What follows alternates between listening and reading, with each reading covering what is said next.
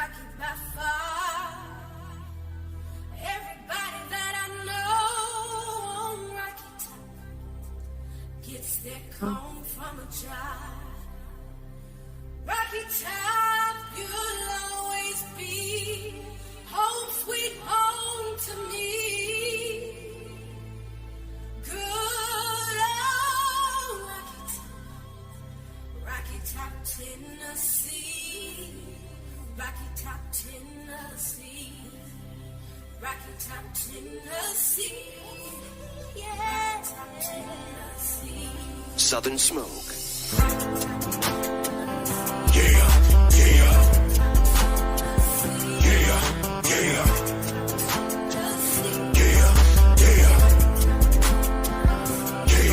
Yeah, yeah.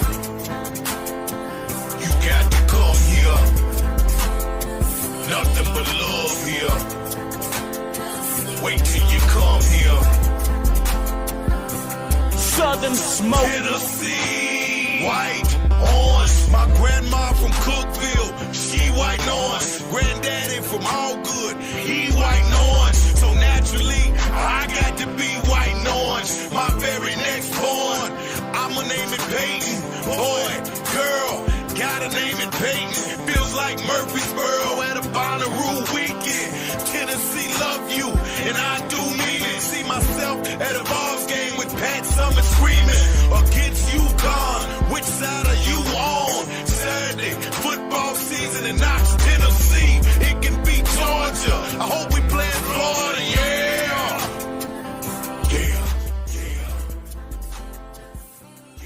Hey, what up, everybody? Welcome back to the Collective Unfiltered. Another blessed Monday evening. Hey, y'all, we got something special for y'all. But before we get started, I just want to say thank y'all for tuning in. Make sure y'all stay active in the comments, and also be sure to call in. You want to talk, you want to ask a question, give your point of view, hit us up 865-424-1342. All right. You know, we got J Bug in the building. And yeah, Bug, tell me what up, man. What's up, y'all? How y'all doing? Welcome back to another episode 25. We're a quarter of the way to 100. Yeah, and we also got Malcolm Lemmons. Y'all about to hear about this man. He out here doing big things, not only for us as athletes and former athletes, but just the community as a whole, and I love it. So before we get started, Jay, what you got for him? Just a quick shout out to our sponsors. Tennessee Tap House on Peters Road in Knoxville. Just past it tutoring, where you can get your PSAT, SAT, ACT needs, as well as individual private tutoring based out of Miami, but they are virtual. Orange Mountain Designs, our girl Terry down in Knoxville as well, and Hound Dogs of Knoxville off Kingston Pike. So thank you guys. And of course, our main man Bobby at the Volunteer Road Show. Shout out. Make sure y'all watching us Twitter, YouTube, Facebook, or if you're just watching us on the volunteerroadshow.com, whatever it is, we definitely appreciate you. Keep our comments, rolling out. It's an interactive show. Now it's time to get down to the meat and potatoes. And if you ain't country, that means we hitting the main course, all right? That's where we at. All right, Malcolm. First off, Malcolm, just say hi to the people before I give them this beautiful rundown I'm about to bless them with, man. What's going on, everybody? Appreciate the opportunity. Excited to be here. No doubt. All right, y'all. Y'all want to know who Malcolm is? This is who this man is. All right. He is a former professional athlete turned author and entrepreneur. He is a two-time author of Lessons from the Game, a book that highlights his story through basketball and some of the key lessons he learned from playing sports, and also Impact Beyond the Game, which teaches athletes how to build, leverage, and monetize their personal brands to create a legacy beyond sports. Malcolm has also written for publications such as Huffington Post and Culture Hub, and been featured by national media outlets such as Front Office Sports, ABC, MLB Network, and WUSA. Man, welcome to the show. Welcome. What's going on? It's good to be here. Hey, listen, Malcolm, I'm not sure who has heard of you or who has not heard of you, but if y'all have not, I definitely recommend that you do your research. We will be posting his social media links and scrolling also his website where you can get further information on him. But let's start with, if you don't mind, let's just start with your books, man. Talking about Impact Beyond the Game, and then also the other one, which was, what was it, Impact Beyond the Game? And Lessons from the Game. Lessons from the game. Okay. Yeah, let's talk about that because the titles in itself, I feel like that's something that every current athlete needs, but especially when you're transitioning, in between, you just stop playing or thinking about stopping playing and going on to the next spot. Yeah, for sure. So I would even start that by saying, like, I never had any intentions of becoming an author. Like that wasn't something I aspired to do in life. But being overseas, most athletes understand how much time you have on your hands when you're not playing games or practicing. And for me, I didn't know the city. I wasn't close to my teammates, and I didn't even have Wi-Fi. When I got over there, so I just had time on my hands, and you start thinking about how you got to that point in your life, what experiences you went through as an athlete. And I started to write as a method of therapy and reflection, and really just fell in love with the process. And it really kind of helped me find myself and discover who I was outside of the jersey, so to speak. And that's really how that first book happened for me. And I felt it was the best way I knew how to communicate with the world. And so I feel like everybody should be telling their story, or at least putting themselves out there, because that's what makes us relatable and how we connect with each other as people. And so writing was my way of doing that, and just continue to, write consistently, and recently just published a second book. Yeah. And so once you got that therapy out, because I agree, whether you're writing or some people do it verbally, whether it's poetry, whether it's speaking into a mic and later going back and writing, when did you feel like, okay, I'm going to make this a book? Like, when did you know? When did it turn from this is therapy, this is me finding myself, to I'm going to share this with the world? Honestly, it was when I started telling people what I was doing. People get to asking you, like, what are you doing with all your time overseas? Like, what is there to do? And I'm like, I just been writing. And like I said, I had no intentions on publishing a book. I didn't know anything about that process. I didn't know any authors, but I thought about how I went through so much to become a professional athlete, from like the sacrifices I made to the work I put in to the relationships that got lost along the way. And I was like, there's so many athletes who go through similar experiences, and so many athletes who will go through similar experiences as I did. And it's up to me to encourage the next generation, or at least tell my story to shed some light on the realities of being an athlete, and give hope, and really teach other people how, sports teaches us so much about life, and really it's a microcosm of life. And just taking away all those different lessons I learned and how I've been able to apply those in other areas. I just thought it was important for me to put that out into the world and to really give that back to the next generation. So in your book, Lessons from the Game, what do you feel is your biggest lesson learned from the game? It's a great question. I get that question a lot. I get that question a lot, and I go back and forth about it, but I would say probably patience, mainly because I think anything in life, anything substantial and ambitious, such as becoming a professional athlete, takes a long time and a lot of work. And I think nowadays people underestimate the amount of time it takes to build anything that's really long lasting and meaningful. So I think being patient, and even going back to, when we initially talking about transitioning, like for a lot of athletes, they struggle with that process. But I tell athletes, like, you didn't become a great athlete overnight. That took like 15, 20 years of your life. And so understanding that you're going into another career and you're starting from ground zero and you have to rebuild yourself, that's going to take time. And the biggest thing that you got to understand is you got to be patient throughout the process. And I think that's just such a valuable lesson in life, and something we all have to really understand if we're trying to achieve our ambitious goals. I definitely agree. And I will be transparent on here. Y'all know I'm never afraid to do that. So I actually had two separate incidents of, not being an athlete. Okay. I played 6 years in the WNBA, and due to politics, and y'all know I'll never get into that story, but due to politics and bad decisions on my part, I have to be accountable for my own bad decisions that I was making at the time off court. So that led into about 1.5 years of me not playing, what I thought I called retirement, but I had missed the game so much and I was still relatively young. I had only played for 6 years, but I felt lost. You know what I mean? Ollie Alexis Hornbuckle, basketball player. I started practicing ball handling and a little bit of basketball around age 2.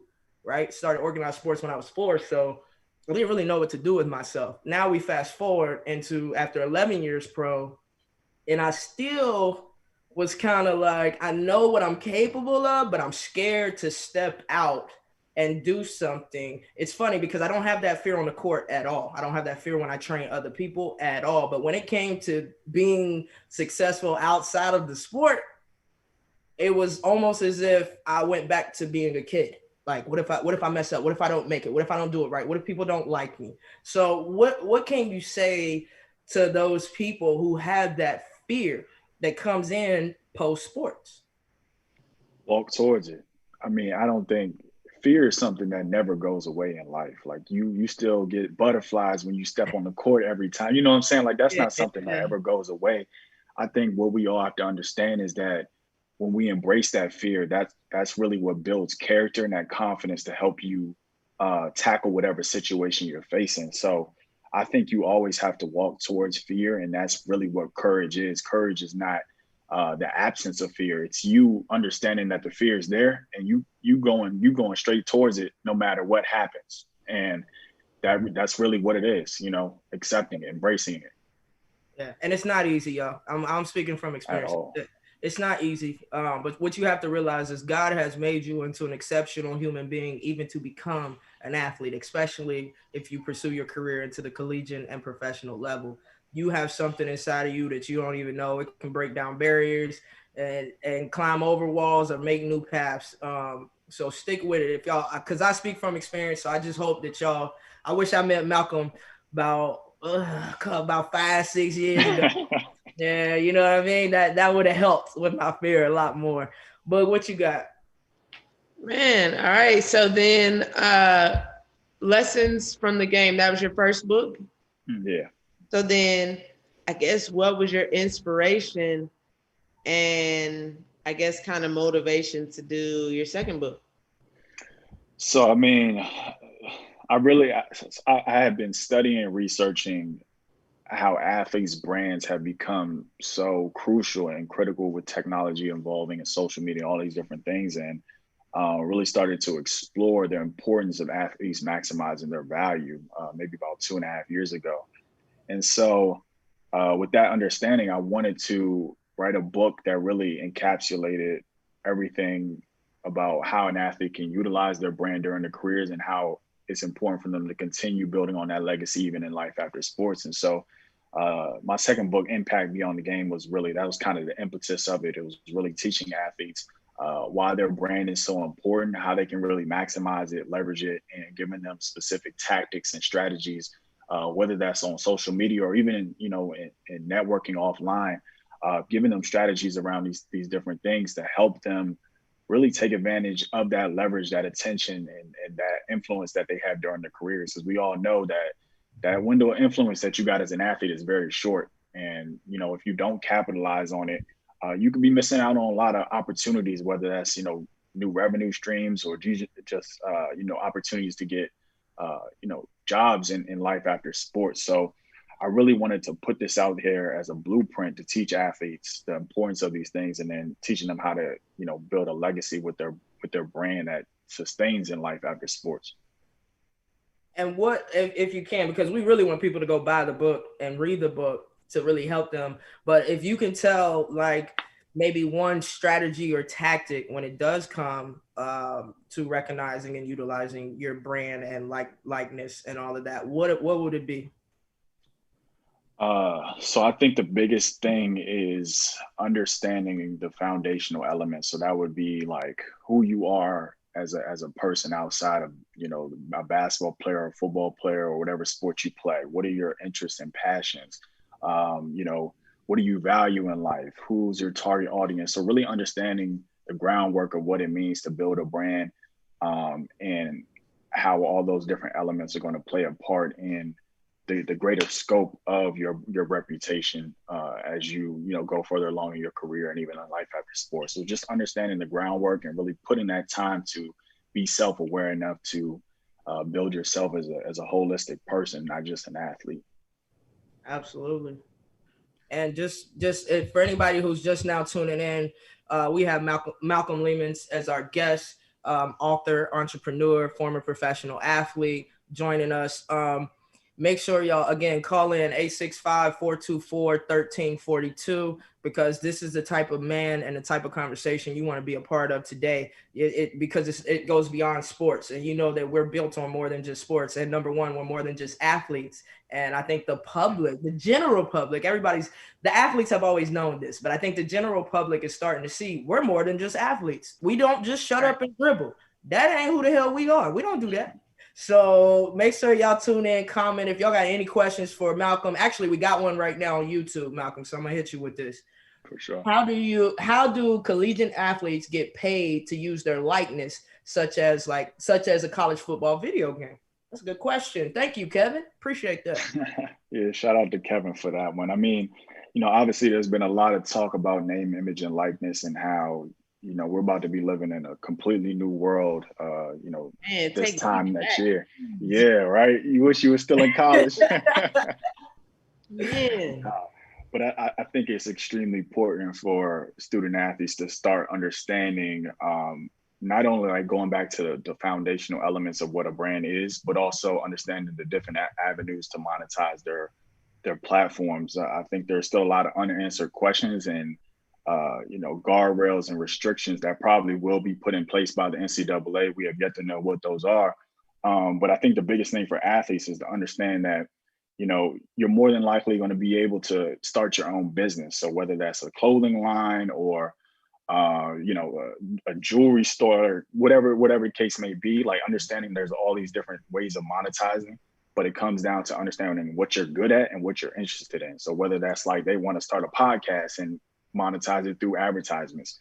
There's just so many different lanes, avenues that even lesser known athletes are going to be able to take advantage of. It's not going to be just social media deals or brand deals for the big name athletes. It's going to be stuff like music streaming and clothing lines and podcasts, like I said. So just thinking outside of the box, being creative, understanding your strengths as an athlete, and understanding how you best tell your story, I think is important for athletes to start thinking about right now as these rules start to change next year.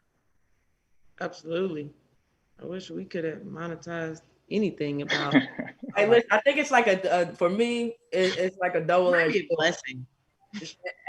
For me, I think it was a double-edged sword. I would have loved to have like the social media, right? The being able to just be there and be you, and people see you, and then you can monetize your likeness. But at the same time, Malcolm barely had Facebook. Bro, I wouldn't have had no scholarship. But if we would have had this podcast when we were at Tennessee. Oh, that is true. We would have been lit though. We would have been lit. I was now I'm a lot more tactful in front of cameras. But then they would have just got straight up raw buck.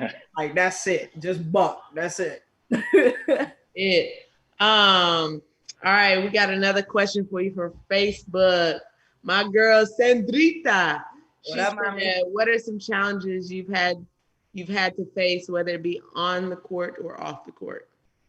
Oh, endless. I think, even you two can speak to that, but when you're trying to, like I said before, trying to achieve a goal as ambitious as being a professional athlete, that's going to come with a ton of different challenges. And I think back to the first like major obstacle I went through as an athlete was probably my sophomore year of high school when I got cut from the varsity team. And that was really when I started to take basketball seriously, my freshman and sophomore year of high school. And that summer before tryouts, I had put so much time in the gym, like every single day was in there hours and hours because I wanted to make varsity that year. And I actually made it to the last cuts, took a picture with the team, thought I was on the squad.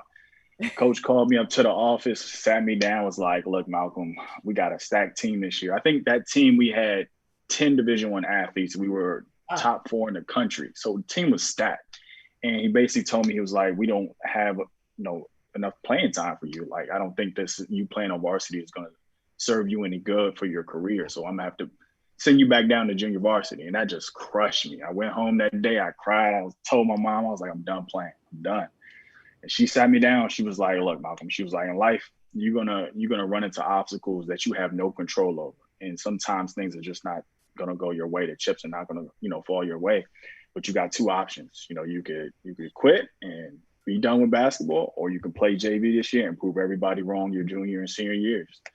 And that's what I did. And so from that moment on, I think I told myself that, you know, if I really wanted to become a Division I athlete and a professional athlete, I couldn't let anybody, you know, stop me from doing that. Like, no matter what the step back was, no matter what obstacle I went through, I had to keep pushing it. So that was like the first major, you know, obstacle I went through. And then college, you know, being injured and getting sick, and I even transferred my senior year. So I think it's just, you know, when you set a goal for yourself and you want to achieve something so badly, you're not going to let anything deter you. You're going to keep pushing through despite any type of adversity. And I think for all athletes to understand that is extremely important, because that's a part of life. You know, that's a part of the process. God's going to test you, and he's going to test you to see how badly you want that goal. If you want it, you're going to keep pushing.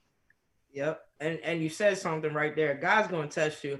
And it's yeah, man. You know, people, and I might have been a little bit guilty of this when I was younger, you know, because I grew up in the church, like literally grew up in the church. My father's a pastor now, my mother's an evangelist. I'm a PK kid too. Yeah, see, you get it.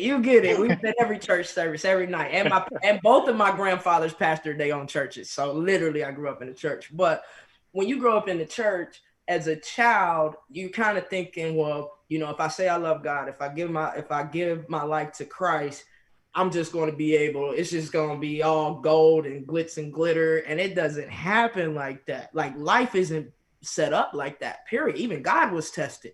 You know what I'm saying? So it comes down to, like Malcolm said, how much do you want it? Like, I've had good things. I've been a superstar. I've come off the bench and been a sixth man. And I've also set my ass on the ground and played 0 minutes. You get what I'm saying? And that right there was a true test of, is this something I really love, or did I only love it because I was having fun and I was getting everything out of it that I wanted at the time? Does that make sense? 100%.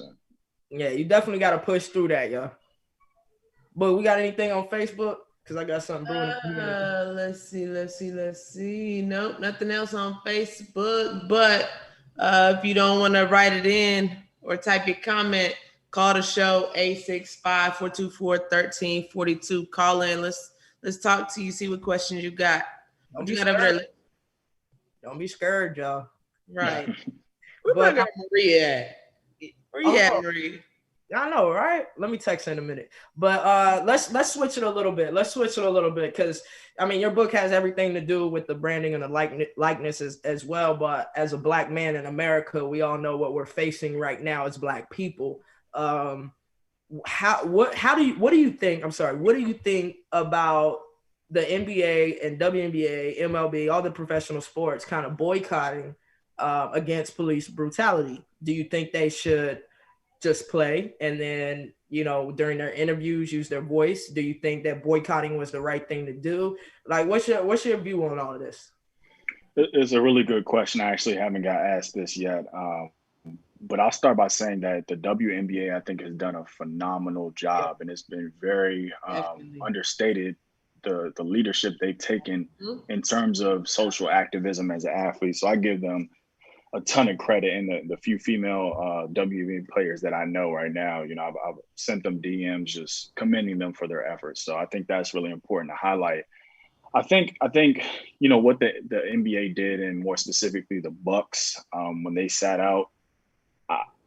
I think it's a very, very hard decision. I think emotionally, you know, when you have a league that's full of predominantly African-American players, and just the amount of social unrest that we've experienced just within this year, that can take a huge toll mentally. And I think with them being in the bubble and not, you know, being able to be around their families and just kind of experiencing everything from that bubble, I think it just hit them really hard. And so I give the Bucks a lot of credit as well for taking a stand and sitting out that game.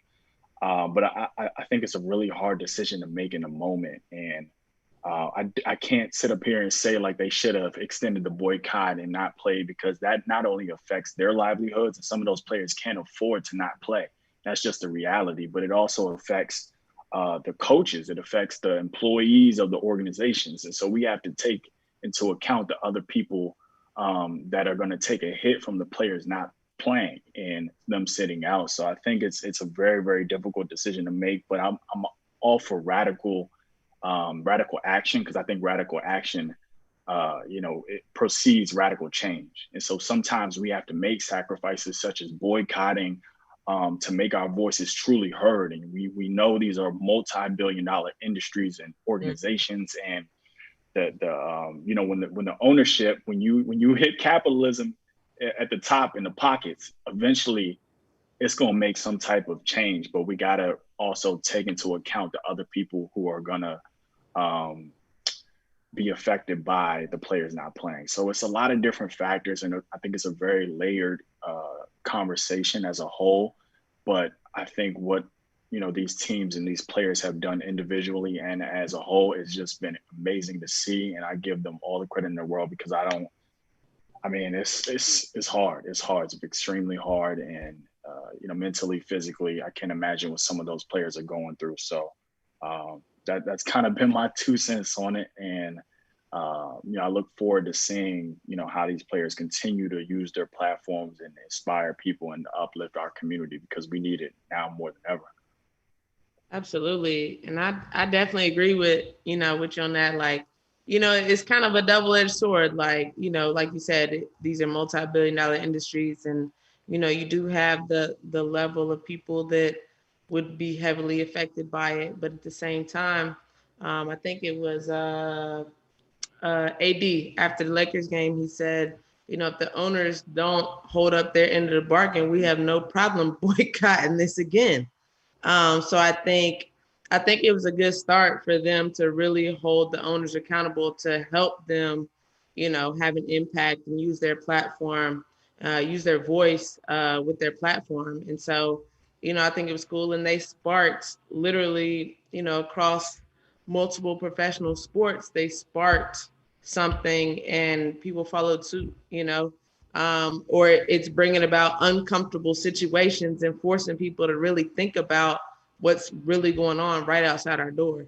And it was crazy because the other day I was just sitting, like, when all this was going on, I was sitting in my kitchen counter, like almost in tears, like, man, this is crazy. Like, this is crazy. Like, and so it's just like, just the reality that we're in as African Americans it's insane. Like, you're almost nervous to walk out your front door because you don't know what situation you could be placed in, or who feels some type of way. You could be at the grocery store or whatever, gas station.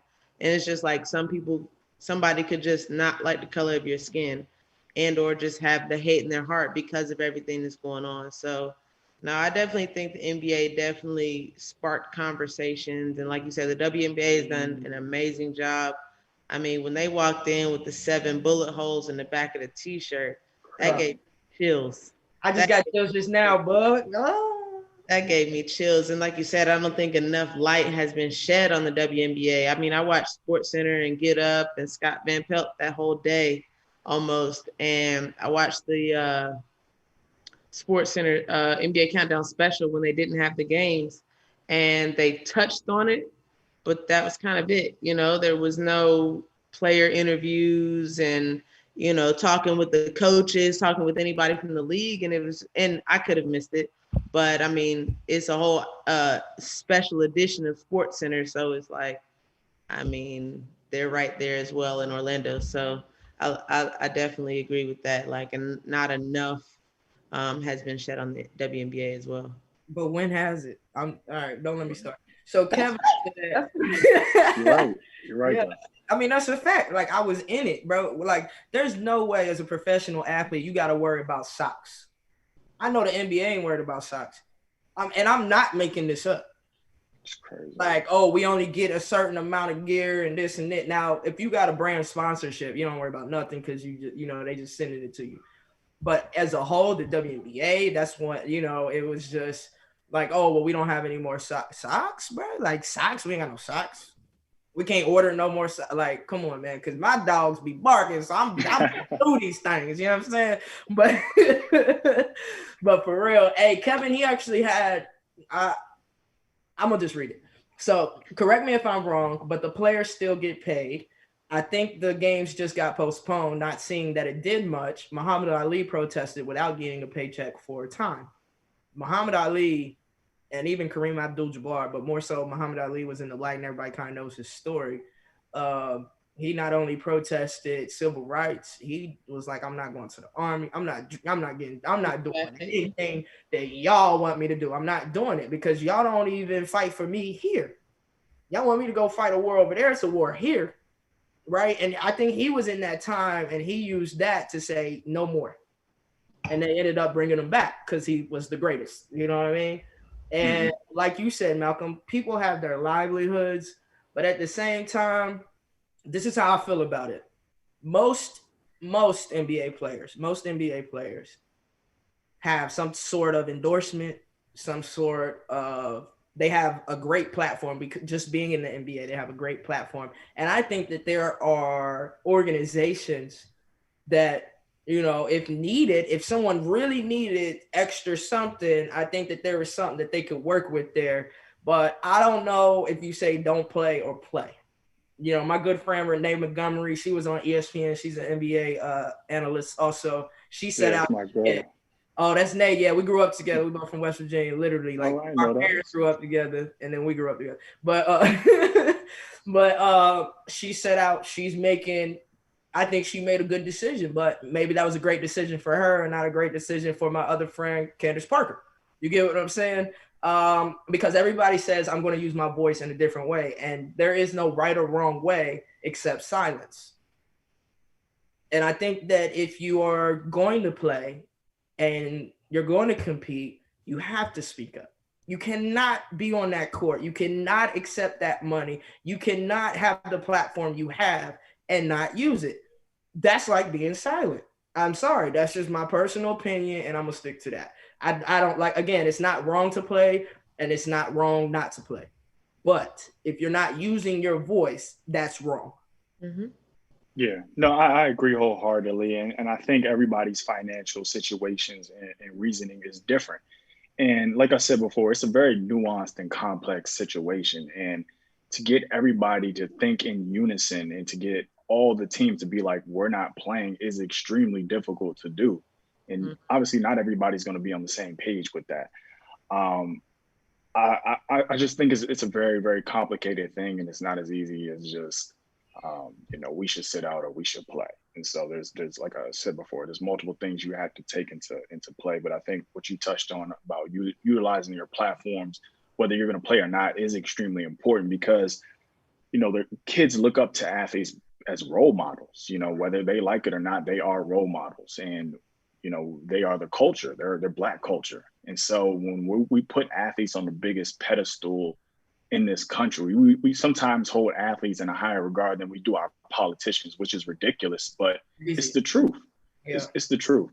And so when LeBron James speaks out, kids listen, people listen, the Black community listens to that. We're not asking them to be a politician, but we are asking athletes to use your platform for the greater good of our people and to speak out when something is wrong. And so regardless of whether you decide to play or you decide to sit out, you have to use that voice. You're obligated to, in that position. So I think that's the most important thing. We have to continuously get athletes to understand that, they have a responsibility to empower and to inspire people and to uplift the community in whatever way they can do that the best, Yeah, I definitely agree with that. I agree. Use your voice, use your platform for sure. So Malcolm, what's on the table for you right now? You've, obviously entrepreneur, author. You got another book in the works? People have been asking me that, but I'm still trying to get some awareness around this second book. Yeah, no, I agree. No, honesty, I do have another book that I've started to work on, but I've also, I'm starting to get into managing and helping athletes market themselves. So starting a athlete marketing company and working on connecting athletes with brands for endorsement deals and helping them build other revenue streams. So that's probably going to be my main focus going forward. But I think writing is always going to be a part of my journey. And, it's become such a big part of me putting out my story and helping me connect with people. So definitely got another book in the works. Don't know when yet, but it's coming. Trust the process, right? Exactly. For sure. That's what's up. And yeah, and if you don't mind, just so the people, because we want you to get those book sales, we want everything. So go ahead, tell them the name of both of your books. Again, y'all should be listening though, real talk. But tell them the name of the books, tell them where they can get it, and all that good stuff. For sure. So Lessons from the Game and Impact Beyond the Game is available on Amazon. I think also Barnes and Noble, Target, any book retailer online you can get. At least Impact Beyond the Game. The last I heard, Lessons from the Game was sold out. So might have to contact Amazon about that. But you can definitely get Impact Beyond the Game on any major book retailer online. I love it. I love it. So I like to get things a little heated. You know, we'll probably. I always say we lose followers, but we never really lose followers. Oh, well, let me shut up real quick because Kevin kind of went. Kevin, you read my mind, man. All right, so Kev said, "You mind if I call you Kev?" I'm going to call you Kev. All right, what can we do to prevent BLM fatigue? It's everywhere. Ooh. Now, Kevin Stokes. He's a Georgia Bulldogs fan, but I'm starting to like him. I'm starting to like. Why he on the Tennessee? Why he on the bowl Make him platform? honorary. Hey, listen. This how much love we exude around the world. We bring in a little bit of everybody, man. But what's your take on that one? I'll jump on that after you do, Malcolm. I want you to kind of. What's your opinion on that? What can we do to prevent BLM fatigue? I think the first thing we got to understand that this is not a trend, it's a lifestyle. And I think LeBron James mentioned that, but like we as Black people, we live this every single day. Black Lives Matter is not, something we're just saying for the time being because we've seen a couple, social injustices take place in 2020. This is something that we're actively pushing through every single day of our lives. As you mentioned, when we walk out the door, Black men, Black women are sometimes perceived as a threat, and we don't know what's going to happen at any given time. So for us to consistently utilize our voices, our platform, and live this life, live this, this ideal that our lives matter, that we matter as people. We're not asking for any special rights or special privileges. We're asking to be treated as equal and as citizens of this country. And that's simply what it is. And so we're living this lifestyle, this ideal, and trying to portray that every single day.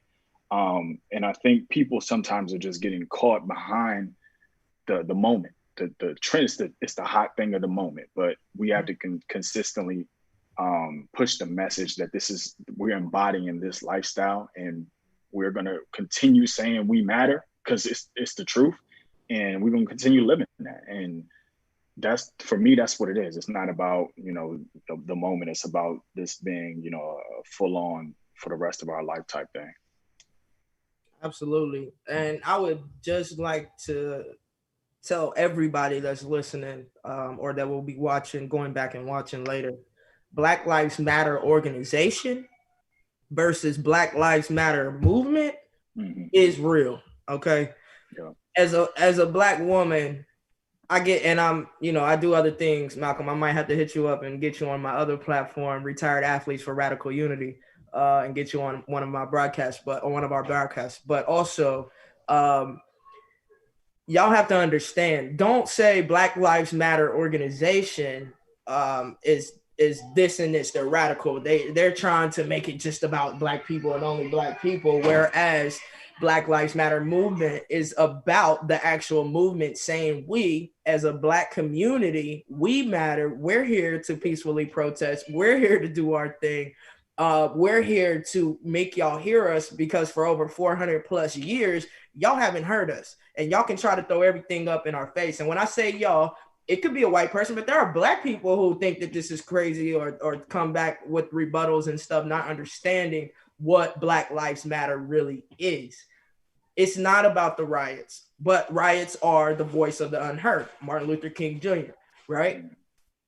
But let's take it back. How did we get to this America that we have? Everything was forcefully taken. Murder, burning, slavery. And we're trying to say, look, we don't want to enslave anyone else. What we want is the same opportunity to be able to go out in public and not worry about getting shot in the back 7 times for breaking up a fight, not worrying about sleeping in our own home, not worry about, there's been ex-police officers or current EMT members that have been mistreated solely because of the color of their skin. So Black Lives Matter is just saying, listen, take out the skin color for everyone in America, right? We're people. That's all we want to be recognized at. We just want the same opportunities. And it may be scary for y'all, but it's scary for us to think that y'all are going to fight us so hard not to get those opportunities. So I do want to clear that there's a big difference from the organization and the actual movement. For sure. No, I think you hit it on the head. I think my biggest thing with avoiding Black Lives Matter fatigue is don't get distracted. Because social media, the entertainment culture, the news, local politicians, they're going to distract you with all kind of things. Like, I mean, of course, you turn on the news now, you know, you don't see anything. You know, I mean, this past Friday was the March on Washington, right? And it's just like, I mean, I know CNN televised it or whatever, but I mean, social media wasn't really present, you know, and it was just, there were so many, obviously COVID played a role in affecting that, but at the same time, I think there were reports of maybe 250,000 people at the Washington Mall, but it's just like, don't get distracted because, you know, there are so many things going around, and especially with Trump running for office, he's going to do everything in his power to distract you from not voting or, you know, everything. But the Black vote is going to be incredibly crucial in 2 months, you know, a little bit over 2 months. And it's just like, it's crucial. My cousin, it's crazy because earlier today, my cousin posted on his Instagram, he was like, man, I just left the gym. This guy pulled up to me in a truck and goes, hey, you registered to vote? Which my cousin just moved to where he's at. He was like, I'm going to, not yet, but I'm going to be registered to vote and I'm going to vote. He was like, oh, well, let me take a few minutes and get you registered to vote for Kanye West. He was like, we're trying to get him to Arizona. And I'm like, and he's like, what? You know, and it's just crazy because, you know, voting for Kanye, he's not qualified whatsoever. But by voting for Kanye, it's like that takes away from your voice, you know, and all these policies that, you know, we want change to go into effect, we have to vote. And no matter what it is, they're going to try to deter you from voting. They're going to try to deter you. The only way we have a change in terms of policies and, you know, our skin color and everything like that, like we have to affect change with voting too. So it's just like, don't get distracted because there's so much shit that is distracting right now from what's really the issue at hand. You know, Jacob Blake, like, had they not been recording from across the street, we would have never known. And that's just one other incident of police brutality on Black people that goes unseen. You know, they don't have on a body cam, and it's just like, so nah, I definitely agree with y'all, but my thing is just don't get distracted. Yeah, it's easy to do. It's very easy to do. Mm-hmm. But I think Malcolm said it earlier. Like this isn't just a moment. This isn't just a fad right now. Yeah, this is a lifestyle. And Kevin, I think the best thing that you can do, and anyone that you come in contact with, number one, encourage everybody to vote. But number two, post, repost, speak your mind, speak your piece. Get your friends to do the same thing, Black, white, or indifferent, brown. I don't really care who you are. Let's just start, you know, just straight flooding America with love and facts and truth. And then just continue to kind of link up and make this thing so that it is unbreakable. You know what I mean? But Coach Summit used to say, or no, I think it was Coach Dean Lockwood. He would go through this whole thing about, you know, as a team, we're better as a fist versus, you know, 5 individual fingers, right? So as a nation, if we can come together and be tight as a nation versus one person over here, one person over here, groups, whatever, that can be easily broken apart, dogged on the social media or whatever, that's when people discredit it. That's when you start to see people get a little weary and start to, kind of stagger that, straddle the fence a little bit. And that can't happen. Either, I'm sorry to say this, either you're a racist or you're not. At this point in time, there's no in between. You can no longer say you're ignorant. So many books, movies, documentaries, too much social media. We have news just like that now. So either you're racist or you're not. And I'm not saying that if you were, undercover racist or whatever, or didn't even know, you might not even known some of the things you were saying or doing were coming off as racist. But once you know it, it's your job to change it. There's nothing any other person can do. It's your job to change it. And I think that's really important. If you continue to want to be a part of that change and not just write a story. I'm old school, so sometimes I forget what the social media stuff is called. It's the story, right? You want to go away in 24 hours. Instagram story. Yeah, and Facebook, right? They both go away. Like Facebook. Look, right now you've been a little. Well, I didn't know which one you were. They all got stories now. I'm saying though, don't just post it on your stories to look good for a day. You know what I mean? Make a full post about it. Put it on whatever that's going to be there. Don't put it on something that can disappear. Let people know where you stand. Challenge your friends and family. Ask them where do they stand. When they tell you, ask them why. You don't need to automatically pursue into an argument. Ask them why. You should be more about educating within your communication rather than just straight saying, oh, you don't believe in this, I'm done with you, and cussing each other out. Like, it doesn't need to be like that. We need to open up forms of conversation and communication that's uncomfortable, that's hard, but that leads to change. Mm-hmm. I wholeheartedly agree. And even just piggybacking off of that, understanding the historical context. And you mentioned, we've been fighting this battle for 400 years, and the most challenging thing is getting our counterparts, the people who don't understand our history or what we've been through, to really see that and to empathize with everything we've experienced in this country as Black people. And I think the next generation is probably the most aware and informed generation because they've grown up with social media. And so I encourage them not to take that for granted, not to take that lightly, because you have the information, the knowledge at your fingertips, but it's about being resourceful. Like you said, sharing that information, engaging in dialogue, because I think having those conversations and really bringing those uncomfortable conversations to light is how we can impart that change. And so I think dialogue, education, sharing of resources and knowledge, and really understanding where we come from so that we know where we're going with this is extremely important. Yeah, I agree with that. But we got any questions on Kevin? Thank you for that. You literally were in my head on that one because that's where I was leading the conversation towards. Anyway, did you have anything on Facebook? I just have something that popped up on Instagram. If not, check. Let me see what we got.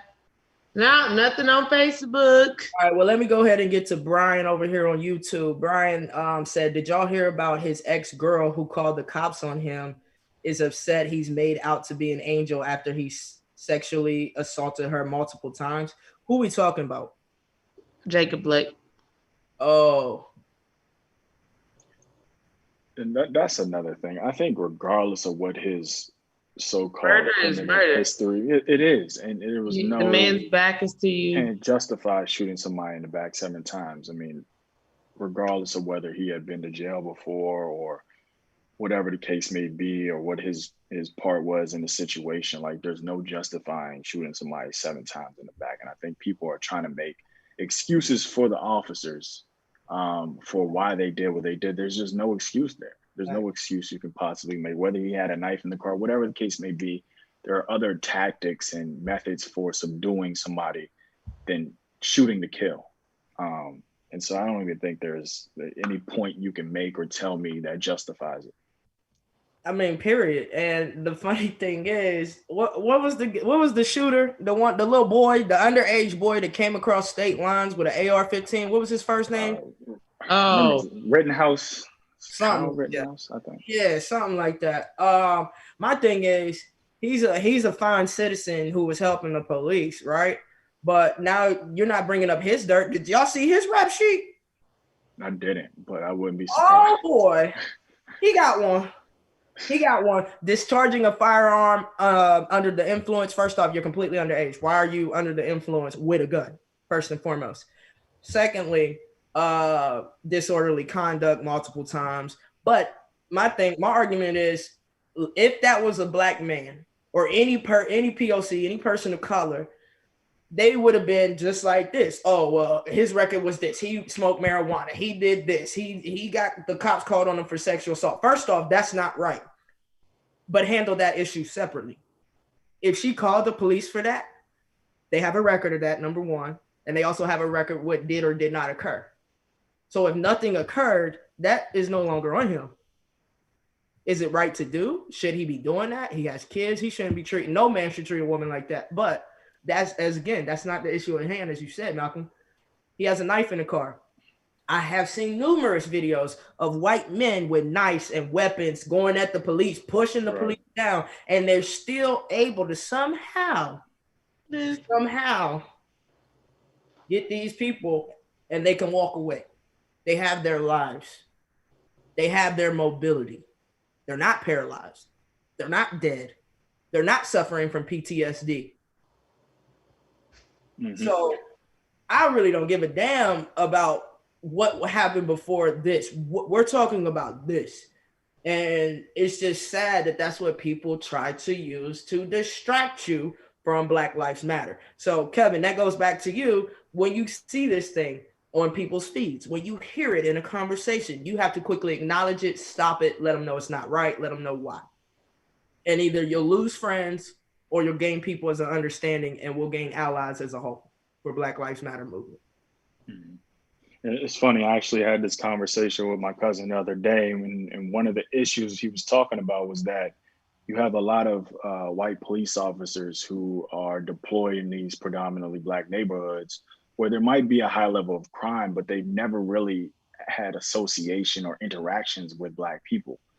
And so a lot of their perception or what they think about us is what they see on TV or what the media portrays us as threats or monsters or dangerous. And so they automatically default into defense mode when they come into contact with us, instead of trying to have a conversation or getting to understand us or getting to know us so that we're able to come to a peaceful resolution and it doesn't lead to 7 shots in the back.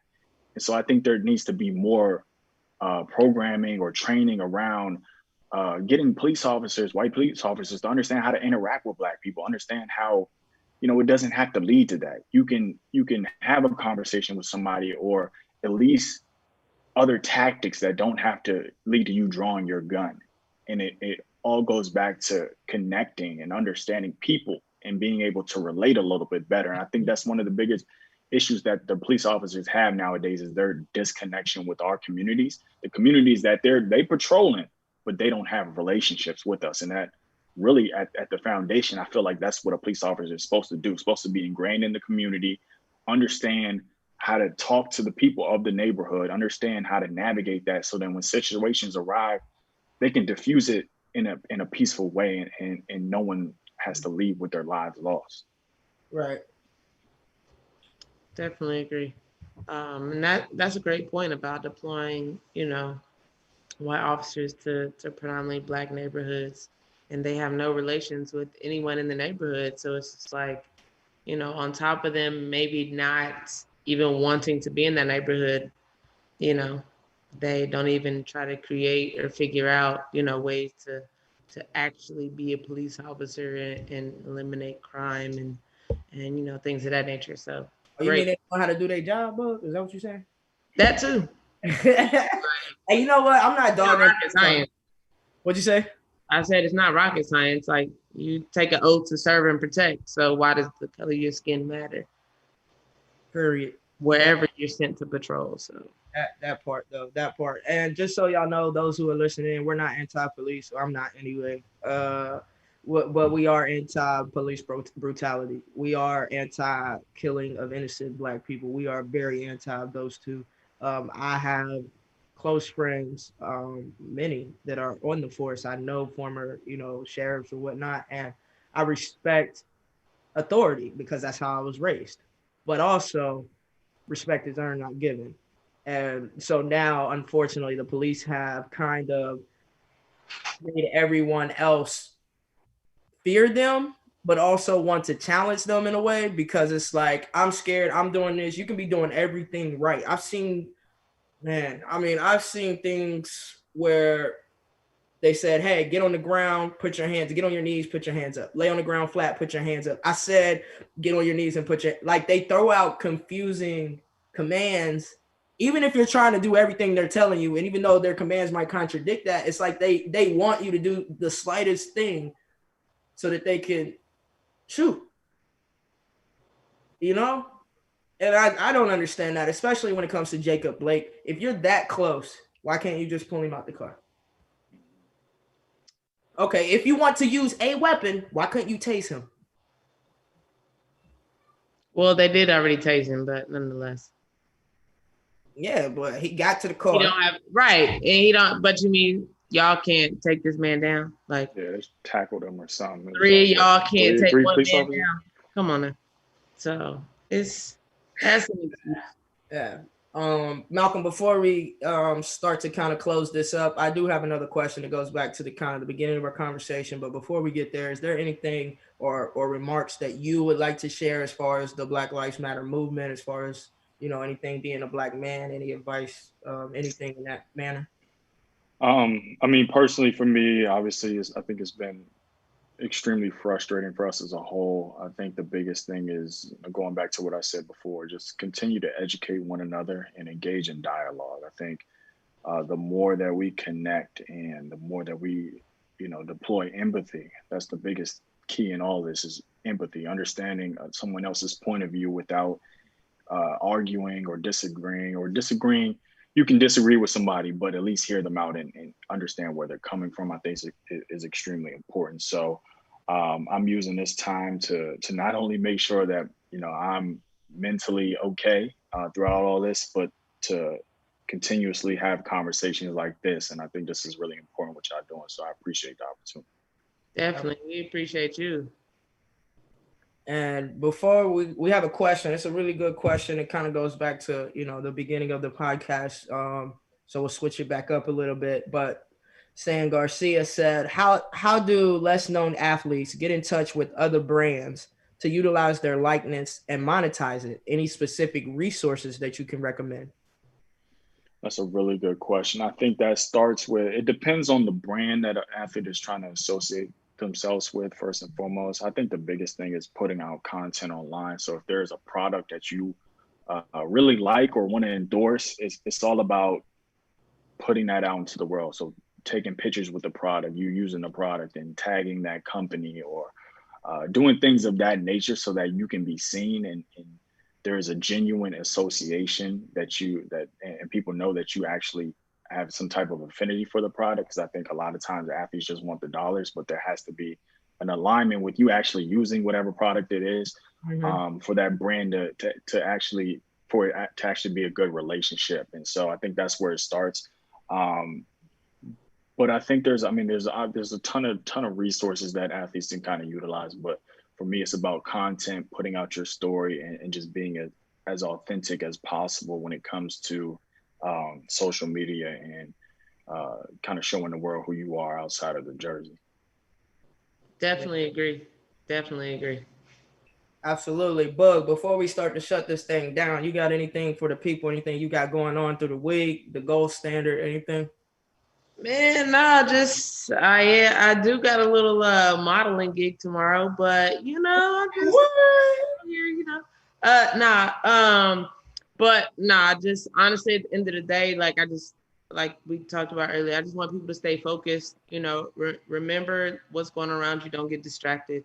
Black Lives Matter. So right now I'm just continuing to just strive and figure out ways I can have an impact and through, everything that I'm doing.